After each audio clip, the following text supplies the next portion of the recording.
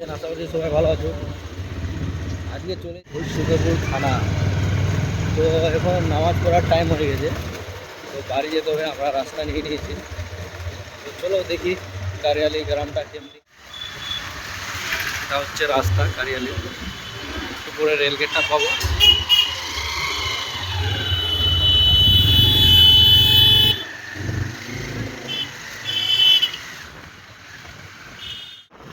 জাম, আপনাদেরকে রেলগেটটা দেখাতে চেয়েছিলাম, এবার রেলগেটটা দেখিয়ে দিই। বন্ধুরা, যখন রেলগেটের ওখানে দাঁড়িয়ে আছি আমরা, তো দেখছি সবাই বাইক নিয়ে সেই রেলগেটের নিচের দিকে যে ফাঁকা থাকে ওই ফাঁকাটা দিয়ে যাচ্ছে। তো যখন আমি ভিডিও করি তো ছেলেটা বলছে যে ভিডিওটা করো না। তো আমি ভাবলাম হয়তো এমনি বলছি কি না। তখন ভাবতে লাগলাম হয়তো কিছুক্ষণের মধ্যে ট্রেনটা ঢুকে যাবে, তো নিজের জীবনের সেফটিটা নেই না। মানুষদেরকে সচেতন হওয়া উচিত আমাদেরকে, কারণ আমাদেরকে নিজের সেফটি নিজেই নিতে হবে।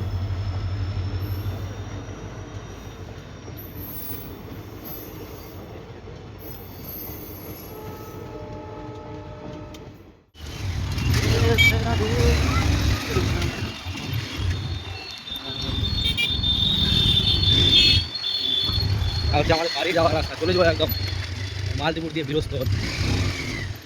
দেখলেন কিছু মানুষ যখন পার হচ্ছিল, নিজের সেফ নিজেই রাখে না, বাড়ি তারা ওরা নিজের জীবনটাও দেখে না। তো আপনারা রেলগেটটা দেখে পার করবেন, তো আপনাদেরও বাড়ির আশেপাশে রেলগেট আছে, তাই না? রেলগেটটা জাম পড়ে গেল না বলে কাটে না, তাড়াতাড়ি করে বের হলো না। দেখি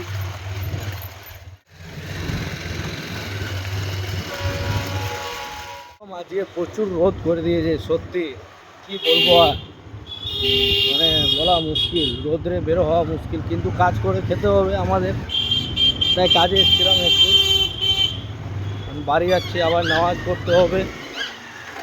নামাজ এমন একটা জিনিস যে আপনি যদি নামাজ না পড়েন না, হয়তো মনটা উড়াপালা করবে, মানে ডিপ্রেশনের সিস্টেমটা চলে আসবে। কারণ আমি যেদিন থেকে নামাজ ধরেছি সেদিন থেকে আমার ডিপ্রেশন জিনিসটা কি সেটা ভুলে গেছি। বন্ধুরা সবাই আপনারাও নামাজ পড়বেন, আল্লাহর ইবাদত করা আমাদের খুব মায়া একদম। কারণ আপনার সাথে টাকা পয়সা যাবে না, যাবে ইবাদত। চলো ওই রাস্তাটা মাসালদা বাজার।